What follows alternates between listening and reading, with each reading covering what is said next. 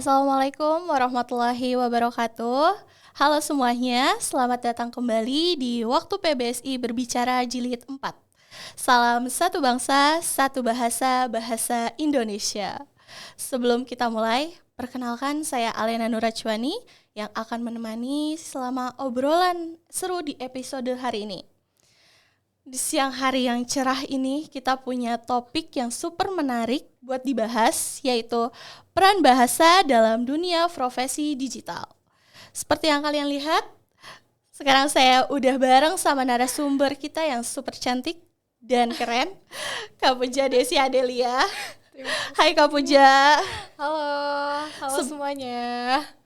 Sebelum kita masuk ke obrolan inti, izinkan saya membacakan sedikit biodata dari Kak Puja agar kita bisa dapat kenal lebih dekat.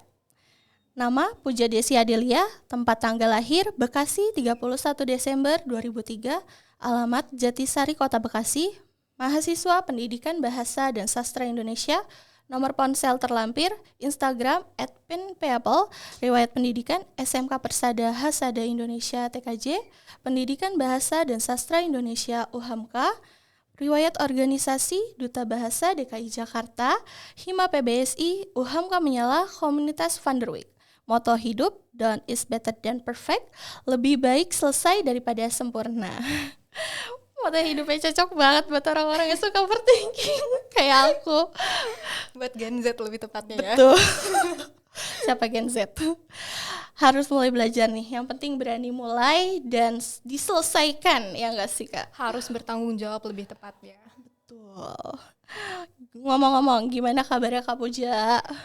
Seperti dilihat ya, alhamdulillah sehat ya. Sehat walafiat. Sehat dan semangat ya. Karena hari ini tuh jujur aku senang banget ya bisa ngobrol bareng kalian nih. Apalagi dalam satu topik yang benar-benar bikin semua orang jatuh cinta kali ya, yaitu topiknya bahasa. Keren banget sih. Lanjut, sebelum kita bahas topik hari ini, boleh dong Kak cerita sedikit belakangan ini lagi sibuk apa aja nih? Kalau dibilang sibuk sih nggak sibuk banget ya, cuma karena kebetulan aku lagi ngajar, jadi paling yang ngurusin anak-anak buat mereka les, terus habis itu mereka kan juga udah mulai masuk universitas ya, UTBK, jadi ya paling ngebantuin anak-anak aja. Gitu. Keren banget gak sih? Kayaknya banyak banget nih udah nggak sabar ya sama topik ini, termaksud saya sendiri. Selanjutnya kita bakal ngobrol santai tapi tetap berbobot bareng Kak Puja tentang peran bahasa dalam dunia profesi digital saat ini. Tapi sebelum itu Kak, biasanya kalau dengar kata bahasa di dunia digital, apa sih yang pertama kali terlintas di pikiran Kakak? Bahasa itu adalah identitas. Bagi aku bahasa adalah identitas dan juga budaya. Karena kalau misalnya kita punya bahasa sendiri, bahasa masing-masing, atau misalnya kita punya bahasa ibu, bahasa daerah ya, itu yang akan menjadi identitas kita. Kita tuh dari daerah mana sih? Dari mana kita berasal? Gitu. Mantap. Pernah gak sih Kak ngerasa kayak salah nulis satu kalimat, tapi impact-nya tuh besar banget gitu? Iya, teman-teman benar banget ya. Jadi kalau misalnya kita salah nulis satu kata pun, dalam bahasa Indonesia, nah kok jadi guru ya? Dalam bahasa Indonesia, setiap kosakata itu dia punya makna yang berbeda. Jadi ketika kita menulis suatu kosakata tidak sesuai dengan tempatnya, maka maknanya pun akan berbeda. Maka dari itu, ya seperti yang kamu tanyakan tadi ya, aku pernah melakukan hal tersebut dan impact-nya lumayan besar karena kita nggak pernah tahu nih kondisi orang ketika dia lagi membaca chat atau membaca pesan dari yang kita kirimkan melewati teks. Kita nggak tahu emosi dia itu lagi seperti apa. Kita nggak tahu apakah dia sedang dalam kondisi yang happy. Iya, kalau happy kan bisa dibawa alhamdulillah. Iya, santai ya, misalnya kita lagi bercanda gitu ya. Tapi kalau misalnya dia lagi capek, lagi sakit tapi kita bercandain, kan yang masuk ke dalam diri mereka adalah hal negatif. Betul. Nah, hal itu tuh yang menjadi salah satu problematika ketika kita chatting mungkin ya sama orang lain. Ya, jadi salah kaprah. Iya, salah kaprah. Nah, nih, terus ada lagi nih Kak, kalau menurut Kakak emoji itu termaksud bagian dari bahasa digital atau bukan sih? Sedikit termasuk ke dalam bahasa digital ya. Karena apa? Karena kan kita mengekspresikan diri itu kadang nggak cuma melalui bahasa aja ya. Kita bisa menambahkan ornamen-ornamen atau namanya emoji tadi ya. Kayak misalnya lagi sedih nih, pakai emoji sedih. Oh, berarti menggambarkan ekspresi kita ini lagi sedih, perasaan kita gitu. Tapi ya dalam segi bahasa, emoji itu nggak termasuk ke dalam bahasa ya konteksnya, tapi dia itu lebih termasuk ke dalam ekspresi. Bagaimana cara orang lain mengekspresikan diri ketika dia masuk ke dalam dunia digital gitu. Terus gimana nih cara kakak yang terbaik buat ngatasin salah paham yang muncul gara-gara beda gaya bahasa di media sosial? Ya kalau misalnya kita memang salah dalam dalam penyampaian kita salah, otomatis kita harus meminta maaf ya pastinya. Dan menjelaskan dengan bahasa yang lebih baik atau dengan istilahnya kalau zaman sekarang kayak bahasa bayi deh supaya orang lain lebih ngerti. Baby step. Maksudnya langkah kecil dan bahasa bayi itu artinya kayak ya udah pelan-pelan gitu dimaksudinnya. Jadi kayak ya udah kalau misalnya kita memang melakukan kesalahan dalam berbahasa, kalau memang makna sebenarnya itu adalah hal yang salah, kita minta maaf. Tapi kalau misalnya memang kita tidak salah, ya udah kita harus memperjuangkan dengan bahasa yang lebih baik lagi. Cara ngejelasinnya tuh seperti apa sih yang lebih baik gitu. Harus tahu kondisi orangnya juga. Ya, benar harus tahu kondisi orangnya dan dengan siapa kita berbicara. Gak mungkin kan ngomong sama dosen pakai Waduh, betul. Ya. Itu nggak sopan. Apalagi pakai kata aku. Iya. Oh iya, benar. Ngalamin soalnya. Iya. Personal banget ya, terlalu personal itu ya kalau pakai aku. Oke, lanjut kali ya. Jadi dampak penggunaan bahasa yang tidak sopan dalam apa aja nih dampak penggunaan bahasa yang tidak sopan dalam dunia profesi digital menurut kakak? Dampaknya? Iya. Dampaknya ya kalau dibilang itu benar-benar secara keseluruhan berdampak sekali. Betul. Benar kan? Jadi kayak kalau ditanya dampaknya apa aja kita nggak bisa ngejabarin karena benar-benar secara keseluruhan itu akan berdampak negatif ketika kita memaknai suatu hal dengan yang salah gitu. Apalagi nggak boleh nyinggung sesuatu ya. Ini formal ya. Ya jadi apalagi kalau misalnya kita dalam sebuah wawancara atau misalnya kita dalam sebuah pidato ya, terus kita memberikan sebuah makna yang salah sedangkan audiens kita itu adalah orang-orang penting, pejabat, kita akan dianggap apa? Tidak sopan. Betul. Untuk mengatasinya seperti apa? Ya balik lagi, semuanya adalah kenali audiensnya, dengan siapa kita berbicara, di mana kita berpijak. Itu adalah salah satu kunci dari bahasa gitu. Kalau misalnya kita udah tahu, oh kita ini lagi ada di misalnya gedung besar lah intinya ya, perumpamaannya gedung besar, terus habis itu kita lagi ada di depan orang-orang yang memang dia itu adalah orang-orang tinggi istilahnya, otomatis kita harus seperti apa? Kita harus mungkin pakaiannya formal, bahasanya pun formal, cara penyampaian kita baik bapak silahkan misalnya seperti itu. Jadi bahasa itu memang benar-benar harus sesuai pada tempatnya, harus sesuai dengan orangnya itu siapa. Kenali dulu sih ya berarti. Iya, semuanya adalah kenali dulu audiensnya itu siapa, kepada siapa kita berbicara. Bahkan kepada orang tua pun juga kita sama. Harus sesuai dengan, misalnya orang tua itu kan apa ya, mungkin mereka tuh lebih banyak pengalamannya, lebih dewasa. Kadang memang perbedaan zaman itu menjadi pengaruh besar ya, kayak orang tua zaman dulu misalnya mereka percaya nggak boleh duduk di depan pintu lah, atau gimana lah pakai yang kayak gitu ya. Jadi mungkin kayak apaan sih mah, itu mah nggak ngaruh kali. Nah kan orang tua zaman dulu berpatok pada hal tersebut ya. Nah itu menjadi kasar di pikiran mereka karena apa? Karena tidak sesuai dengan apa yang mereka pikirkan pada zaman itu gitu ya. Zaman dulu anak-anak mungkin lebih banyak nurut ya. Kalau kata ibuku, anak-anak zaman dulu itu lebih banyak nurut dibanding anak-anak zaman sekarang. Jadi misalnya disuruh apapun ya mereka akan menjadikan bahasa itu sesuai dengan ranahnya, kayak sopan menjawabnya gitu. Enggak kayak ada penolakan gitu. Penolakan kecuali kalau misalnya memang benar-benar salah.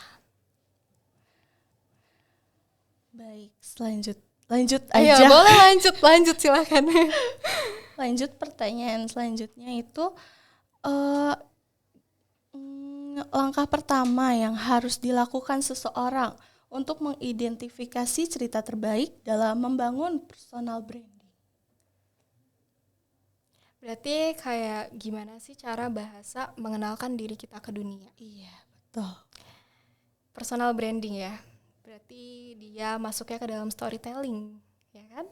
Gimana cara kita menceritakan diri kita kepada orang lain? Kita nge-branding personal kita, diri kita seperti apa? Misalnya, contohnya aja ya. Misalnya kayak aku duta bahasa gitu ya. Otomatis personal brandingnya adalah aku sebagai duta nih, menggaungkan bahasa Indonesia.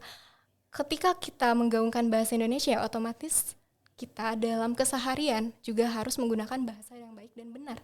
Iya kan? Betul. Terus kita tuh harus jujur ya sama diri sendiri. Kayak benar-benar ya udah sesuai dengan personal branding kita ini seperti apa. Terus tadi lanjutan pertanyaannya apa? Aku lupa nih. Ini mengidentifikasi cerita terbaik dalam membangun personal branding. Mengidentifikasi, iya balik lagi ke diri sendiri. Kalian mau dikenal sebagai apa? Kalian mau dilihat itu sebagai siapa? Gitu. Kalau kakak sendiri gimana nih personal branding? Udah kelihatan banget seorang guru yang berwibawa, yang Ya, insya Allah. Ya, aku mau dikenal sebagai diriku sendiri sih, kayak ya, apa adanya ya saya ya, gitu. Masya Allah. Lanjut, elemen penting dalam sebuah cerita yang bisa memperkuat citra diri sebagai seorang profesional. Profesi apa? Profesional. Profesional. Iya. Oke. Jadi tentang keprofesionalitasan kita ya dalam bekerja mungkin. Kalau misalnya dalam segi bahasa ya otomatis balik lagi sih semuanya itu gimana cara kita berbicara kepada orang lain dari secara keseluruhan ya. Pada intinya sebuah bahasa itu adalah branding diri kita. Gimana cara kita aja ya kak? Gimana cara kita menyampaikan emosi kita, diri kita seperti apa, maunya kita seperti apa. Semuanya balik lagi ke dalam diri kita sendiri. Kita itu siapa sih? Pengen dikenal sebagai apa sih? Kita itu mau dapat citra siapa sih? Citra seperti apa? Kalau misalnya profesionalitas, ya otomatis misalnya aku sebagai seorang guru ya, aku harus profesional dengan pekerjaanku sebagai seorang guru. Di dalam kelas berarti aku harus mencontohkan apa hal yang baik. Guru tuh seperti apa sih di sekolah seharusnya? Guru itu digugu dan ditiru. Berarti otomatis bahasa yang aku gunakan akan ditiru oleh muridku kelak. Apalagi ngajar anak SD mungkin ya. Dia yang masih belum tahu nih dalam bahasa itu maknanya apa aja. Ada banyak makna dalam sebuah kosakata. Ketika kita menggunakan bahasa yang kurang baik dan kurang seharusnya untuk ngajarin anak-anak, ya otomatis itu namanya tidak profesional karena kita akan ditiru oleh murid kita sendiri. Gitu. Lanjut. Seberapa penting konflik atau tantangan dalam sebuah cerita untuk membangun personal branding biar lebih menarik gitu kak? Sama semuanya gimana dong? Iya ya. Dari keseluruhannya ya kalau kita mau menarik balik diri lagi kita ke diri sendiri. Diri kita gitu. mau seperti apa nih dilihatnya? Apakah kita mau misalnya kan kalau misalnya sekarang dalam dunia profesi digital ya banyak banget orang-orang menjadi content creator ya. Kita mau nge-branding diri kita nih seperti apa sebagai content creatornya? Apakah kita mau misalnya kayak yuk gaungkan bahasa gitu. Misalnya kan bikin tag video terus habis itu kalian promosikan atau kalian unggah videonya ke dalam TikTok, misalnya Instagram. Ya, balik lagi ke diri kita gimana, Maya. Kalau misalnya mau ya, misalnya pembawaannya ceria ya, happy gitu ya. Halo guys. Misalnya kayak gitu kan. Selamat datang di podcast kita. Misalnya kayak gitu. Hari ini kita mau ngapain nih? Berarti kan orang si pendengarnya itu bakalan lebih tertarik misalnya kalau misalnya kita semangat. Jadi, kalau kalian mau menarik audiens juga ya kalian harus lihat seperti apa sih persona diri kita gitu. Pembawaan diri kita tuh harus seperti apa supaya orang lain tertarik. Bahasa kita tuh harus seperti apa supaya mudah dimengerti oleh keseluruhan orang. Misalnya gak cuma orang dari Indonesia aja, dari luar negeri pun bisa diraih. Dengan cara apa? Dengan cara bagaimana kita menyampaikan diri kita sendiri seperti apa, bahasa yang kita gunakan seperti apa. Bahkan ada loh aku ngelihat kayak orang luar karena dia nggak bisa bahasa Indonesia ya, tapi dia tuh penasaran, nih orang pembawaannya enak banget nih ngobrolnya. Jadi menarik Jadi ya. menarik dan mereka pengen tahu, oh ini tuh artinya apa sih, bisa ditranslate gak? Ada yang punya terjemahannya enggak? Kayak gitu. Jadi ya balik lagi ke diri Diri kita kita maunya gimana nih dilihatnya gitu. Betul. Balik lagi ke situ ya guys, semuanya dalam segi bahasa ya, semuanya itu balik lagi di mana kita berpijak, Disitulah kita harus. di mana kita berpijak itu adalah identitas dari diri kita. Bahasa yang kita gunakan itu seperti apa?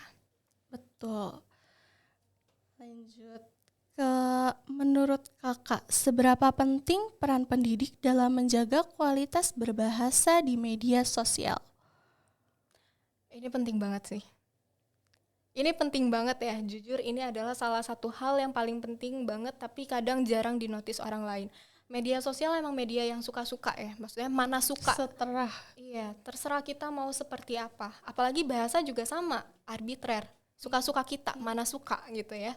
Jadi kalau misalnya kita mau profesional atau kita mau jaga image ya istilahnya, ya kita harus keep silent buat hal-hal yang buruk. Kalau misalnya emang mau kita kayak sumpah serapah lah misalnya di dalam media sosial, ya itu mungkin bisa diperlihatkan kepada orang-orang terdekat saja yang memang kayak circle kita. Zaman sekarang kan circle-circlean ya. Ya circle Yang udah lo, kenal dari ya lo, gue ya gue gitu. Pokoknya yang udah kenal banget sama kalian. Iya, jadi ya kalau untuk membranding diri misalnya dalam profesionalitas, misalnya seorang guru untuk lebih baiknya seperti apa, ya janganlah kalian menggunakan bahasa yang kurang baik dan kurang enak dilihat di media sosial. Aku pun ngerasa aku juga masih kurang baik ya dalam hal tersebut. Aku juga masih suka-suka banget, apalagi ke murid-murid gue mungkin yang anak kelas 12 ya. Kalau misalnya kalian nonton ini, maafin aku ya. Bercanda. Ya maafin aku ya kalau misalnya aku masih suka banget ngomong-ngomong hal yang kurang enak didengar sama kalian gitu. Jadi ya memang citra ya, balik lagi ke citra diri sendiri itu mau dilihat seperti apa ya, kita harus menggunakan bahasa yang baik semuanya. Bahasa yang baik, bahasa yang enak didengar, yang dimengerti semua orang. Kalau misalnya orang lain kurang mengerti, kita harus menjelaskannya kembali dengan bahasa baik gitu ya istilahnya. Bahasa yang lebih halus lagi supaya orang lain mau mengerti. Karena kunci dari bahasa itu adalah kita saling mengerti. Orang lain kita mau dimengerti, kita juga harus mengerti orang lain. Betul. Gitu. Jadi kalau misalnya kita nggak mau ngerti maksudnya dia tuh apa ya, otomatis semuanya akan kacau ya. Semuanya bakalan kemana-mana gitu. Pokoknya kita tuh harus saling memahami istilahnya, maunya dia apa, maunya kita apa, sehingga pesan yang kita ingin sampaikan bisa tersampaikan dengan baik gitu. Yes, kalau kalian mau dimengerti, coba mengerti orang lain dulu. Iya, kalau mau dimengerti, apalagi sama pasangan kalian kayaknya ya. Yang punya pasangan aja. Baik, selanjutnya dampak buruk apa yang tidak bisa dihindari dari apatisnya penggunaan media sosial dalam mempertahankan berbahasa yang baik? Ini banyak banget, mungkin masuknya ke dalam bahasa ibu kali ya, bahasa daerah. Jadi kalau misalnya aku nggak bisa nyebutin sesuatu karena nggak bisa nyebut merek istilahnya ya. Mungkin dari seluruh organisasi atau misalnya perkuliahan, organisasi di luar, pasti kita itu ingin sekali menggaungkan kembali bahasa ibu kita. Supaya apa? Supaya anak-anak zaman sekarang tuh tahu bahasa daerah kita tuh berasal dari mana gitu. Jadi ada yang namanya revitalisasi bahasa, dan itu memang salah satu program yang selalu digaungkan tiap tahun, bukan tiap tahun kali ya, tiap bulan mungkin dari Badan Bahasa ya. Supaya apa? Supaya anak-anak zaman sekarang itu mengerti bahasa daerah kita tuh asalnya dari mana, dan kita tuh tahu. Jadi di mana kita berpijak, balik lagi identitas budaya. Misalnya aku bukan orang Betawi gitu ya. Aku kan di Jakarta ya. Berarti aku harus mengerti bahasa Betawinya itu seperti apa, karena daerah Jakarta itu adalah daerah Betawi kan. Bahasa yang digunakan bahasa ibunya. Atau misalnya aku pergi ke daerah Jawa ya. Aku harus tahu nih adat istiadat mereka seperti apa, budaya mereka seperti apa, bahasa yang digunakan seperti apa. Apalagi ada bahasa halus, bahasa kasar ya, mungkin bener. sama kayak di Sunda gitu. Jadi ya kita harus menggunakan bahasa itu sesuai dengan tempatnya. Dan kita juga harus mengetahui lagi bahasa ibu kita tuh seperti apa, daerah mana sih yang sedang kita junjung, yang sedang kita injak, supaya kita bisa memahami orang daerah tersebut dan kita bisa dihormati atau saling menghormati. Gitu. Ketika kita mengetahui bahasanya, orang lain pasti bakalan excited. Misalnya kita sama-sama orang Jawa nih ya, terus ketemu ngomong pakai bahasa Jawa, excited dong. Betul. Karena kita tahu bahasanya. Karena ngerti juga Kak, jadi kayak nyambung lah istilahnya. Iya, Kamu nyambung. ngomong bahasa Jawa ini aku juga ngerti gitu. Tapi kalau aku nggak ngerti bahasa kamu ya itu cukup sulit buat dimengerti nggak sih? Iya, sulit.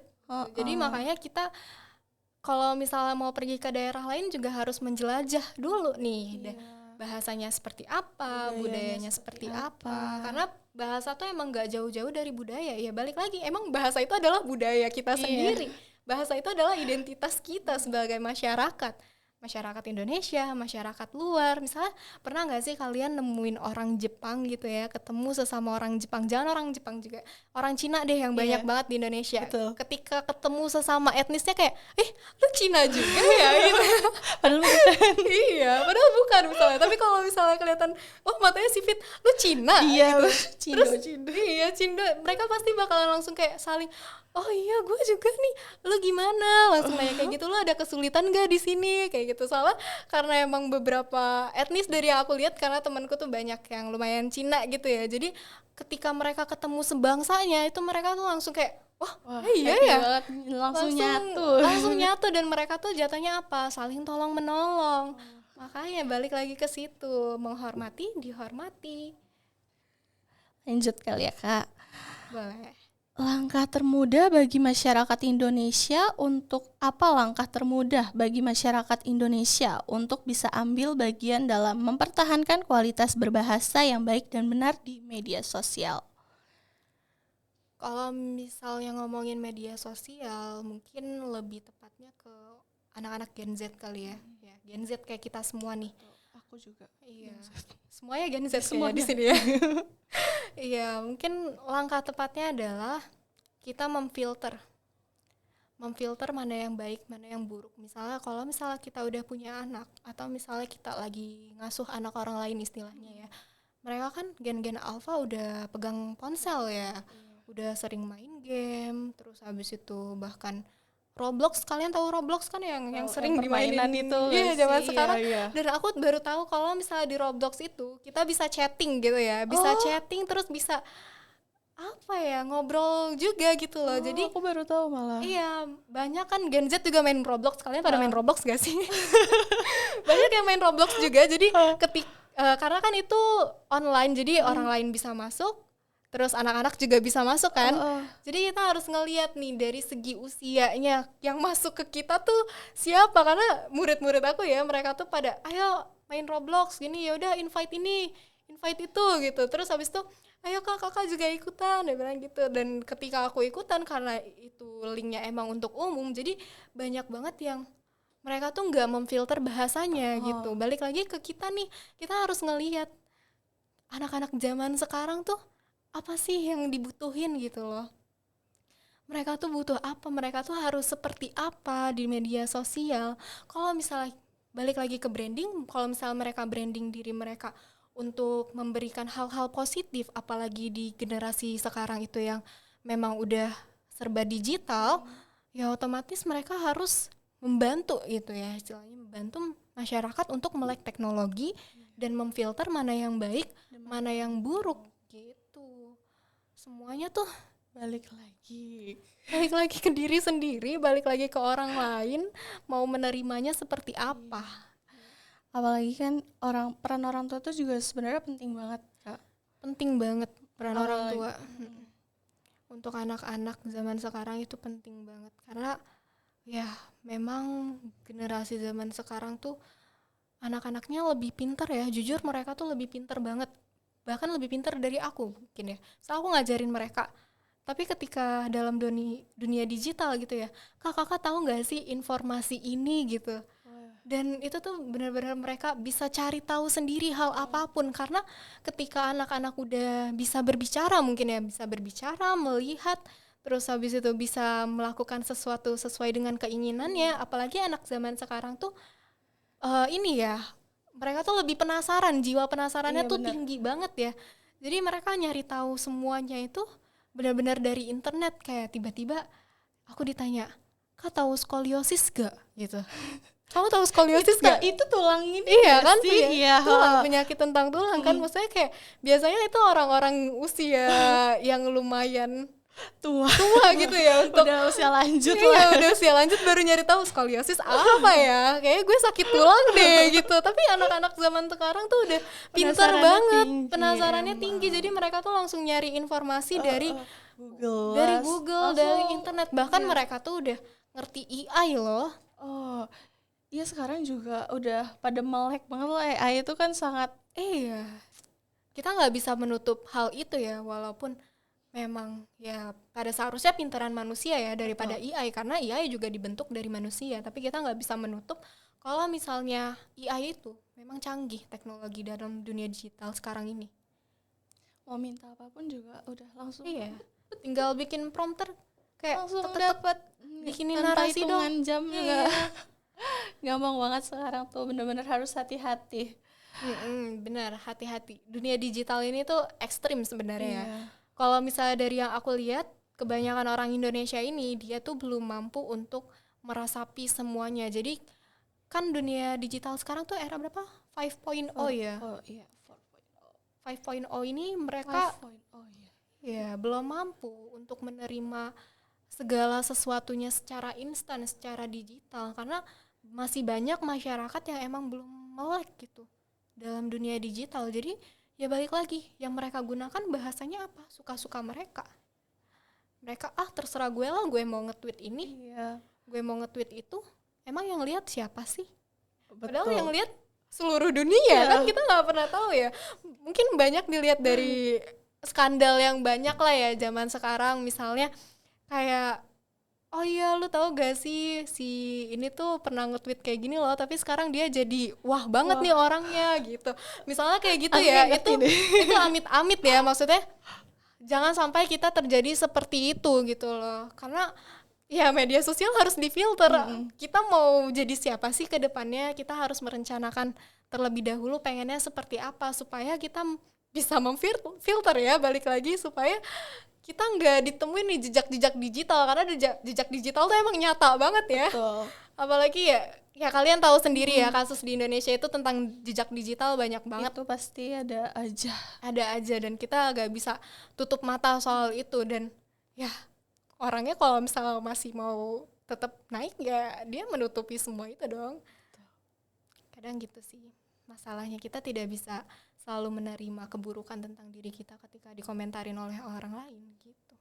Jadi kalau misalnya kita mau menutup mata ya mungkin kita dibilang egois, tapi kadang ketika kita dibilang egois itu untuk kepentingan diri.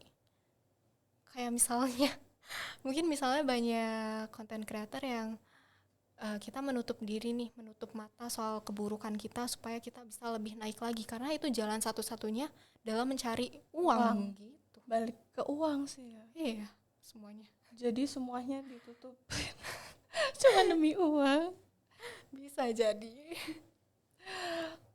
Baik. Tadi kan sudah sedikit ngobrol ya peran bahasa di dunia digital sekarang itu kan begitu cukup hati-hati, sangat hati-hati. Kita harus hati-hati. Kita harus hati-hati terhadap semua hal. Iya betul, karena pasti jejak digital tuh nyata adanya. Iya, jejak digital tuh emang nyata banget. Jadi ya lihatlah untuk anaknya juga ke depannya misalnya, kan Penting sih. karena masa depan yang kita miliki itu akan dimiliki oleh orang lain yang bagian dari dalam diri kita sendiri. Iya.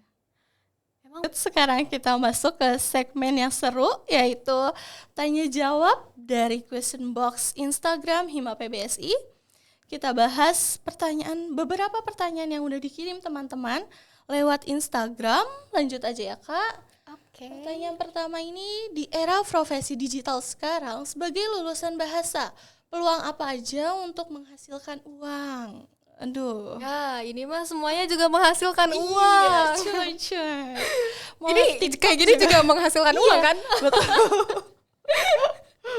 Iya, semuanya menghasilkan uang. Tapi kalau misalnya di era dunia digital sekarang ya, yang paling mudah adalah kita menjadi content creator. Content Iya. creator itu nggak cuma kayak daily life kita Iya. doang, tapi Make kita up juga bisa. make up ya, bisa. Kak? Kita bisa kalau misalnya dalam segi bahasa, ya kita belajar bahasa bersama gitu kan. Kayak misalnya punya branding diri sendiri lagi kayak gini.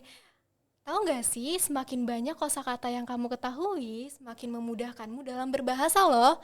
Nah itu kan kayak, oh berarti konten kebahasaan nih kayaknya keren, misalnya kayak gitu ya. Bisa sambil make upan gitu, Iya. sambil belajar bahasa. Iya. Konten creator digital, host podcast Iya. sekarang saat ini juga lagi marak banget kan. Tuh. Podcastnya banyak banget yang emang baru-baru kan sekarang di YouTube atau misalnya di media sosial, bahkan juga sekarang yang kita lakuin. Terus habis itu bisa jadi mungkin kalau yang aku paling suka ya, translator, Oh, penerjemah, iya. misalnya dari bahasa Inggris ke bahasa Bahasa Indonesia. Indonesia. Karena ya memang yang aku bisa bahasa Inggris juga Oh. doang ya, bahasa asingnya. Jadi ya udah, translator bahasa Inggris paling enak. Gak mungkin dong aku tiba-tiba bahasa Cina, bahasa Jepang enggak. Karena yang aku bisa cuma bahasa Inggris doang. Jadi ya paling enak ya itu. Atau copywriter yang gampang. Tapi nggak gampang juga sih, karena kan kita harus melihat ya orangnya siapa nih yang dituju gitu. Audiensnya siapa? Atau misalnya kalian mau jadi penulis, mungkin anak bahasa ya kayak kita banyak banget yang pengennya jadi penulis aja lah, gampang. Karena kalau misalnya jadi penulis ya bagi aku tuh benar-benar sekeren itu sih, karena karya kita tuh bisa dikenang sampai mati gitu loh, Iya. seumur hidup. Mengungkapkan isi hati lewat Iya. sastra itu. Mengungkapkan emosi kita lewat karya sastra, lewat bahasa, itu keren sih, karena emang benar-benar kita tuh kayak hidup di dalamnya. Emosi kita tuh dapet banget di dalamnya, sehingga pesan yang tersampaikan ke orang lain kayak gue juga pernah loh ngerasain ini gitu loh. Kayak pokoknya enak ya dari bahasa itu. Ketika kita bikin konten, kalau misalnya kita tahu cara penyampaian yang enak seperti apa, kayak gue juga nih kayak gini ngerasain, sampai orang bilang gue juga ngerasain, itu udah suatu nikmat tersendiri kali ya. Gak sih? Kayak merasa Kebanggaan. berhasil Kayak, gitu, nyambung. Oh iya ya, bahasa gue enak kali ya, maksudnya cerita gue relatable banget nih sama orang-orang gitu. Kayak jadi sejauh ini bahasa tuh adalah mantra ya, mantra buat kita semua gitu. Bahkan orang ngehipnotis aja pakai bahasa kan. Iya. Dilanjut, boleh. Mengapa kemampuan berbahasa yang baik menjadi penting dalam profesi digital saat ini? Karena bahasa itu alat komunikasi. Itu jawabannya. Udah paling benar, alat komunikasi. Kalau misalnya kita nggak punya bahasa atau kita nggak mengerti bahasa kita sendiri, ya bingung dong. Kita komunikasi seperti apa? Masa ya komunikasi lewat batin? Ada nggak ya komunikasi lewat batin? Enggak kan? Dalam mimpi. Iya, jadi kayak kamu tuh harus bikin semua kesan yang ada di dalam diri kamu itu hidup. Mau ya aku tuh agak cadel kan. Di dalam diri kamu itu harus hidup gitu ya. Jadi benar-benar kayak tulisan, suara. Kalau misalnya kita ngerasanya itu hidup, itu bakalan nyata banget, tergambar, bisa nyentuh hati orang lain. Gitu. Lanjut, apa langkah-langkah untuk melindungi keunikan bahasa lokal di tengah dominasi bahasa global di internet? Aduh, Ini balik lagi, bahasa lokal tuh bahasa apa sih yang dimaksud? bahasa Aku balik nanya nih. bahasa bahasa lokal lokal tuh- mungkin bahas bahasa Indo, bahasa Indonesia, ya Allah, apa sih Iya. yang mudah? Astagfirullahaladzim, bahasa lokal itu Iya, bahasa bahasa Indonesia lokal ya, bahasa. di tengah dominasi bahasa global di internet. Ini mengarah ke jakselan ya berarti. Oh iya, yang Iya, suka bahasa dicampur-campur Jaksel ya, bahasa Inggris itu. campur-campur. Iya. Coba deh aku mau tanya, kan kita sama-sama Gen Z ya. Oh, Menurut kamu, bahasa campur-campur itu apakah bahasa yang baik? kurang enggak sih, menurut aku enggak. Karena bener-bener ya kayak kadang tuh ada saatnya aku nggak nyambung gitu. Karena dicampur-campur, jadi kurang kurang kurang dibilang kurang baik sih enggak ya, tapi karena kan ada orang yang ngerasa kayak ih gue nggak ngerti bahasa lo gitu, jadi kayak kurang Kurang masuk ya? iya kurang masuk gitu. Iya, mungkin kalau misalnya dalam keseharian bahasa campur-campur atau bahasa jaksel ya kita bilangnya itu nggak masalah. Karena ya sesama yang mengerti aja ya, sesama circle. Balik lagi sama circle. Sesama circle gitu. Pasti mereka ngerti gitu. Tapi kalau misalnya untuk melindungi bahasa lokal kita ya otomatis ya itu enggak banget dong maksudnya. Emang gaya bahasa itu berubah-ubah dalam waktu ke waktu. Itu namanya bahasa apa sih kalau misalnya dalam materi bahasa Indonesia? Aduh aku lupa nih. Bahasa gaul.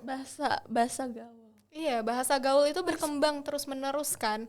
Ada tuh di dalam materi pelajaran morfologi kayaknya. Iya. Bahasa gaul itu berkembang dari masa ke masa tergantung penuturnya itu seperti apa. Tapi kalau misalnya kita mau melindungi bahasa kita harus tahu bahasa lokal kita seperti apa. Bahasa yang kita junjung itu seperti apa. Bahasa daerah kita seperti apa. Tapi ketika kita ketemu orang lain atau yang memang dia itu dari luar negeri atau misalnya dari luar daerah atau misalnya tadi Jaksel, ya kita juga bisa mengikuti gaya mereka karena itu adalah bahasa gaul dan gaya kita menyampaikan emosi atau perasaan kita itu nggak masalah. Tapi kalau misalnya melindungi atau enggak ya jujur karena saking banyaknya bahasa gaul yang berseliweran itu bukan masuk ke dalam kategori bahasa baku gitu. Tapi entah ya ini baku atau enggak, tapi kalau nggak salah alay juga udah masuk KBBI ya. Alay itu apa sih? ALAY. Alay, anak layangan. Alay, lebay, ya kan ya? Kayak gitu itu udah masuk kamus besar bahasa Indonesia loh. Entah itu masuknya ke dalam bahasa baku atau enggak ya, tapi kalau misalnya di dalam mungkin kedepannya nih ya, kedepannya bahasa jaksel atau bahasa gaul yang kita sering pakai sehari-hari itu bakalan jadi bahasa normal kali ya. Karena saking banyaknya bahasa cuma ya balik lagi kalau bahasa formalnya jadi luntur nggak sih? luntur lama-lama. Jadi ya balik lagi ke revitalisasi bahasa daerah dan bahasa Indonesia. Tapi menurut kakak itu baik atau tidak? Menurut aku baik aja kok. Selagi itu di posisi yang benar. Kita menginjakan kaki di mana? Ya udah bahasa yang kita gunakan sesuai dengan lokasi kita. Oke, baik. Keren banget ya. Ngos-ngosan ya. Apa kita minum dulu kali ya? Boleh, biar lebih ini santai. Ada pentingnya. Oh, ini dari mana nih? Dari ini.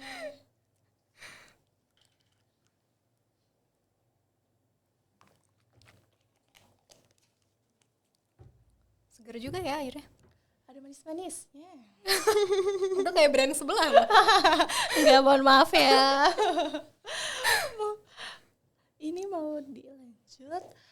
Nih di sini ada tips memahami bahasa Indonesia kepada peserta didik agar mampu cinta dan bangga. Aduh. Nah, ini aku paling suka nih. Aku tuh paling suka banget hal ini ya karena anak sekolah tuh malas belajar bahasa Indonesia, guys. Jujur waktu aku sekolah pun aku malas banget belajar bahasa Indonesia. Banyak yang bilang bahasa Indonesia itu pelajaran yang paling susah malah, Kak. Susah banget. Susah banget jujur ya, karena setiap kosakata itu maknanya berbeda. Betul. Dan aku pun ya kalau misalnya belajar bahasa Indonesia selalu bolos, maaf ya. Ya aku tuh selalu gak suka, bahkan gurunya ada di dalam. Ini adalah contoh buruk ya teman-teman.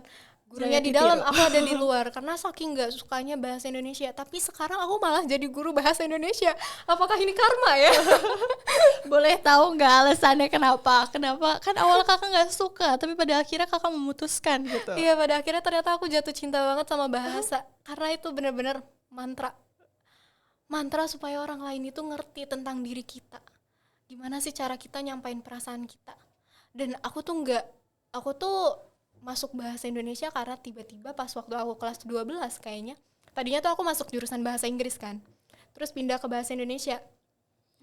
Nah, terus di bahasa Indonesia itu aku agak ada nulis lah ya istilahnya, kayak aku ngerasain hal ini, apa aku tulis aja ya. Jadi kayak journaling, dan ternyata itu pas aku sampein ke teman aku yang emang dia itu suka bahasa, kayak Ja, tulisan lu bagus loh, kayak gitu. Jadi aku langsung kayak tergerak buat iya ya, ternyata dari bahasa tuh kita benar-benar bisa ngeluapin emosi kita, perasaan kita, diri kita gitu. Dan kalau misal aku ke anak-anak muridku gitu ya, jadi lu tuh harus belajar bahasa loh, kayak gitu istilahnya. Supaya apa? Kalau misalnya dari bahasa, lo bisa ngeraih semuanya. Ngeraih cinta, terus ngeraih reputasi, personal branding, semuanya bisa diraih dengan bahasa. Kalau misalnya kita udah bahasa nih sesuai dengan orang yang apa ya, maksudnya ada orang yang lebih tinggi dibanding kita, tapi kalau misalnya kita bisa ngelobi dia dengan bahasa kita yang perfect nih buat orang itu, kayak yalah bisa lah gitu kan, otomatis orang tersebut akan tergerak, oke nih gue punya sesuatu loh buat lu. Itu bisa jadi jalan buat kita mengembangkan diri kita ke depannya. Semakin banyak orang yang kamu kenal, semakin banyak budaya yang kamu ketahui. Semakin banyak bahasa yang kamu ketahui gitu. Nah, terus kalau bagaimana cara peserta didik nih agar mampu cinta dan bangga, itu tuh gimana? Mungkin bisa memberitahu kayak ayo dong lu belajar gitu, ini tuh penting gitu, lu tuh harus tahu seberapa pentingnya ini gitu. Kalau misalnya aku di kelas kadang buat biar anak-anak ayo belajar bahasa gitu, aku suka ngomong kayak ngebanggain bahasa sih. Jujur ngebanggain bahasa. Apa yang aku bisa aku ungkapin di situ. Kalian tahu nggak sih misalnya kayak kata serapan dalam bahasa Inggris dan bahasa Indonesia itu luas loh. Misalnya ada kata frustration, dalam bahasa Inggris itu frustration kan tulisannya pakai tra ya. Di bahasa Indonesia itu serapannya juga sama loh, frustrasi gitu, pakai tra juga, bukan frustasi ya. Ini banyak banget yang salah nih. Nih awas aja kalau remet ya. Frustasi kadang orang bilangnya kayak gitu. Sebenarnya frustrasi tulisannya. Sama kayak perfect. Ada di dalam bahasa Indonesia perfect. Jadi seluas itu loh bahasa. Terus kadang aku suka bilang kayak gini, kalian tahu nggak sih bahasa Indonesia itu udah dipakai buat sidang UNESCO. Ya kan? Tapi paham mereka ngerti dan mereka kayak emang seluas itu ya Kak bahasa kayak gitu. Dan kadang aku suka nyampein sedikit masuk ke dalam sastra. Kayak kalian pernah baca novel ini nggak sih? Mereka tuh menjabarkannya dengan bahasa yang puitis gitu. Jadi mereka kayak Kak sumpah gue baru tahu ini maknanya apa gitu. Jadi mereka bakalan ngelihat sendiri nih, puitis banget ya, walaupun kayak kedengerannya alay tapi suka gitu. Iya, nyambung. Jadi benar-benar nyambung buat emosi anak zaman sekarang gitu. Apalagi zaman sekarang kan kayaknya anak-anaknya lebih mellow ya dibanding zaman dulu, gak tahu kenapa. lebih kayak dramatis gitu. Dramatis banget ya. Aku juga tipe yang dramatis sih. Aku juga kalau biar gak sedih. Dramatis banget anak-anak zaman sekarang. Jadi kalau misalnya disogok dengan karya sastra yang kayak lugu, halus, dramatis, yang cinta-cintanya juga pada suka. Iya, itu mereka langsung kayak tergerak. Terus habis itu aku juga suka bilang ke mereka, kalau misalnya kita belajar bahasa, yang balik itu dia tuh jadi mantra, jembatan. Semakin kokoh bahasa yang kamu berikan, semakin banyak bahasa yang kamu serap, kamu terima, otomatis orang yang mau melewati jembatan itu semakin banyak. Kayak gitu, makin banyak pengetahuannya. Iya. Terus selain itu kalau misalnya kita menggunakan bahasa itu kan kita untuk ngobrol ya, komunikasi keseharian. Tapi kalau misalnya kita gak bisa ngertiin orang lain, misalnya aku punya temen deh, kita satu circle nih, tapi ketika aku gak bisa ngertiin perasaan kamu dan bahasa yang aku gunakan kurang sesuai, otomatis kamu menjauh dong dari aku. Tapi kalau misalnya kita pakai bahasa yang enak, orang akan mendekat. Dan kalau misalnya di dalam pelajaran bahasa Indonesia itu kan banyak banget teks ya. Kita harus membaca teks, itu kadang anak-anak males banget deh. Kak banyak banget bacaannya, aku males banget deh. Kak lu aja yang baca, misalnya kayak gitu. Kadang anak kelas 12 kan kayak gitu ya, suka masih lo gue gitu. Kak lu aja yang baca. Kayak lo lihat deh tulisannya. Ini menarik loh, maksudnya lo bisa mendapatkan informasi dari cerita ini gitu. Jadi kadang emang kita tuh lagi marak-maraknya K-pop mungkin ya. Betul. K-pop. Jadi dalam teks bahasa Indonesia itu kadang kayak, ih ada Jaemin nih, iya ada Taehyung nih, gue mau baca nih kalau misalnya ada ini. Betul. Gitu. Itu biasanya di novel-novel tuh banyak banget. Iya, jadi triknya itu kayak ya kita bisa puitis, kita bisa ngenalin bahasa tuh begini loh. Tapi kalau misalnya aku lebih sering membanggakan bahasa sendiri sih. Kalian tahu nggak sih kalau misalnya di badan bahasa kita udah ada ini? Kalian tahu nggak sih kalau misalnya kita tuh udah masukin ke dalam kamus besar bahasa Indonesia kosakata ini? Kalian tahu nggak sih matcha tuh sekarang ada di dalam KBBI? Kayak Tuh, gitu. ilmu lagi nih buat aku. Bener, baru tahu. Kayak gitu. Jadi semakin banyak kosakata yang kamu ketahui, semakin meningkatkan kemampuan kamu dalam berbahasa. Jadi makanya itu kita harus belajar bahasa Indonesia supaya apa, kita bisa ngelobi orang lain. Terus dapat kerjaan kan kalau ngelobi orang lain kayak, gue minta dong kerjaan buat hari ini. Iya. Soalnya kayak gitu bisa kan. Gitu. Tapi sekarang udah jarang sih kayaknya, banyak yang pakai orang. Iya. Gak boleh disebutin ya. Iya. Tapi sedikit nih, aku mau nambahin sedikit. Jadi tuh waktu itu pernah ya Kak, sedikit cerita. Kan sekarang tuh banyak banget murid-murid yang malas buat belajar gitu. Benar. Nah terus tuh aku kayak pernah nih kayak dikasih tahu gitu. Caranya itu, ini tips dikit. Kan sekarang itu murid-murid mending langsung aja lah suruh searching gitu, cari aja gitu di Google gitu. Karena kan di situ mereka pasti akan cari tahu dong, kayak baca, belajar lagi gitu, kayak dibaca-baca apa sih jawabannya, kayak misalkan gurunya ngasih pertanyaan gitu. Terus anaknya langsung cari aja gitu, cari tahu sendiri. Apa enggak itu tugas PR lah nih, misalkan tugas PR. Mamahnya kayak pasti langsung ngasihnya, udah kamu cari tahu aja sendiri gitu, cari tahu sendirilah mereka.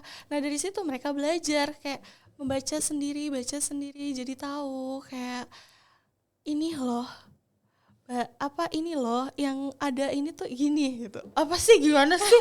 Allahu Akbar. Ini balik lagi melek ke dunia digital ya, sesuai dengan tema kita ya ini. Profesi digital. Iya, jadi emang anak-anak zaman sekarang tuh maunya disuapin ya. Jujur aku pun masih mau disuapin. Ada jadi kayak disuapin makan ya.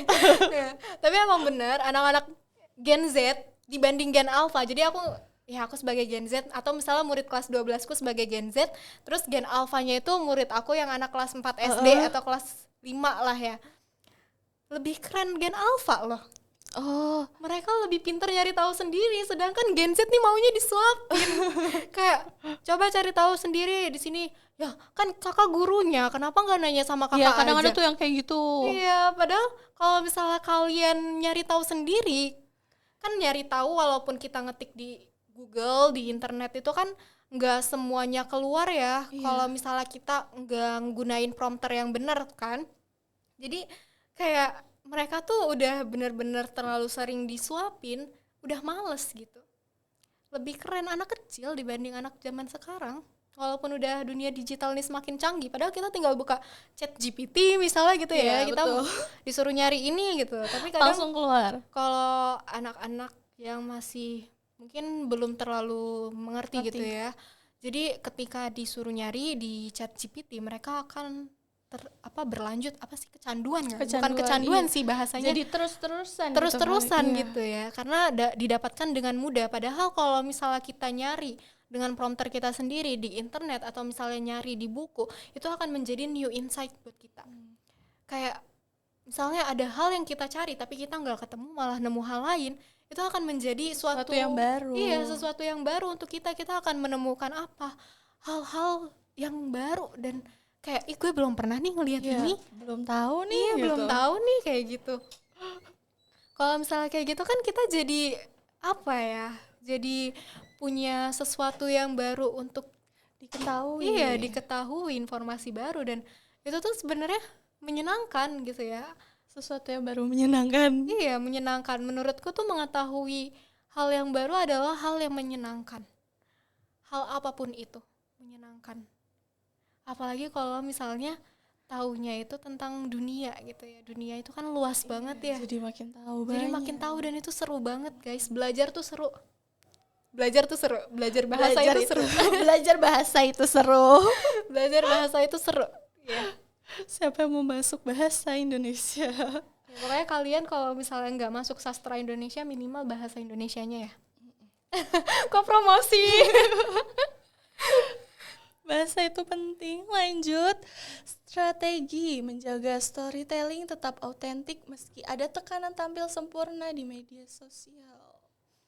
Kalau misalnya ini kan storytelling itu tentang diri kita sendiri ya, nge-branding diri kita seperti apa. Jadi tunjukin aja pengalaman kalian dengan jujur. Kalau misalnya kita bohong, itu kelihatan dong. Betul. Kita bohong, bicara kita kelihatan. Jadi orang-orang tuh lebih nyari yang otentik gitu ya istilahnya daripada yang sempurna kayak tadi.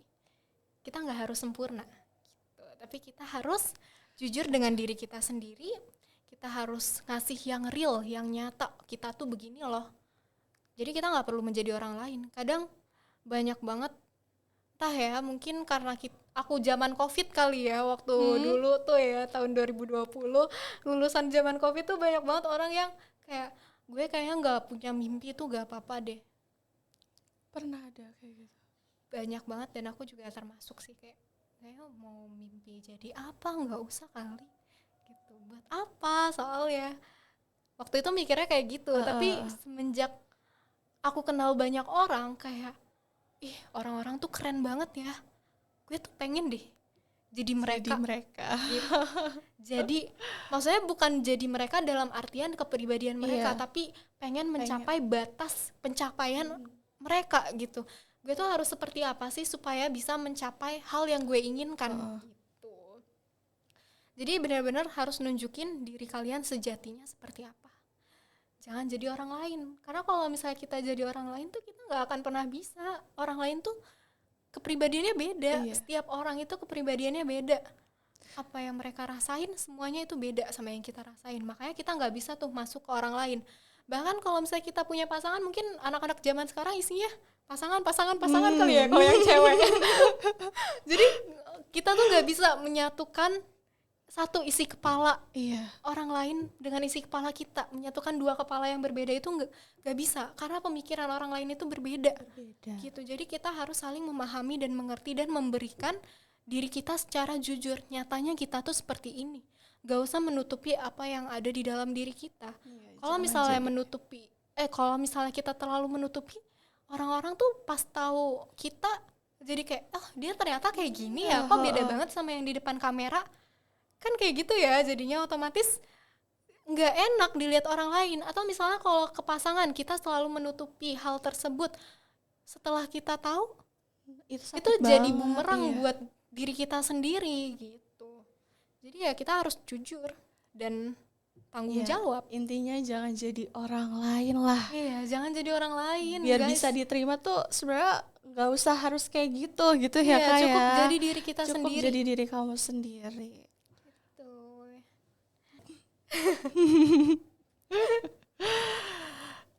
Nah, seru banget gak sih obrolan hari ini? Mudah-mudahan seru dan enak didengar ya. Amin. Karena jujur banyak banget hal baru yang aku pelajari, nambah wawasan dan bikin aku makin ngerti beberapa pentingnya peran bahasa di dunia profesi digital saat ini. Sekarang izinkan aku sedikit merangkum. Ya, hasil obrolan dari tadi tuh pembahasan bareng Kak Puja, kita jadi makin sadar kalau bahasa punya peran penting banget di dunia profesi saat ini. Nggak cuma sebagai sarana komunikasi, tetapi juga kunci untuk membentuk diri dan menyampaikan pesan dengan efektif. Penggunaan bahasa yang tepat bisa jadi faktor penentu keberhasilan, termaksud dalam membangun personal branding di tengah perkembangan digital yang super cepat ini. Nah, terima kasih Kak Puja, terima kasih banyak untuk waktu dan ilmu yang sudah dibagikan hari ini. Ya, semoga jadi ilmu ya. Amin. Karena jujur aku jadi makin banyak tahu sih. Karena jujur aku dari tadi cuma istilah Betawinya nyap-nyap. Cuma rasanya kayak nyap-nyap doang nih, ngomong doang dari tadi. Nggak tahu apa ada isinya atau enggak. Aku sedikit makin tahu banyak malah. Terus semoga jadi motivasi dan inspirasi buat kita semuanya teman-teman agar terus belajar dan berkembang. Amin. Sebelum ditutup boleh nggak Kak kasih sedikit aja kayak statement penutup gitu. Aku tuh punya kata-kata hari ini. Cailah. Penasaran apa tuh? Jadi bahasa itu adalah jembatan ya guys. Lewat bahasa kita itu bisa menyeberangi dari yang asing menjadi dekat, dari yang ragu menjadi percaya, dari yang sekedar kenal jadi saling memahami, ya kan? Betul banget, keren banget. Jadi kita kalau misalnya kita komunikasi sama orang kan kita nggak kenal dia siapa ya, tapi lama-lama tuh jadi deket karena intens komunikasinya. Terus-terusan ngobrol. Jadi ayo kita belajar bahasa.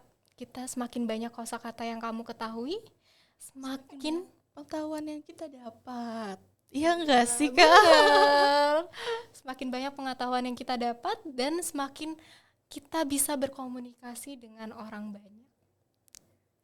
Cukup? Oke deh. Segitu dulu untuk episode 4 kali ini. Ini juga sekaligus penutup dari waktu PBSI berbicara jilid 4. Sekali lagi terima kasih banyak untuk Kak Puja dan teman-teman semua yang selalu mendengarkan dari awal sampai akhir nih. Jangan lupa untuk like, subscribe, dan share podcast ini biar makin banyak orang yang bisa mendapatkan manfaat dari obrolan kita hari ini. Sampai jumpa. Wassalamualaikum warahmatullahi wabarakatuh.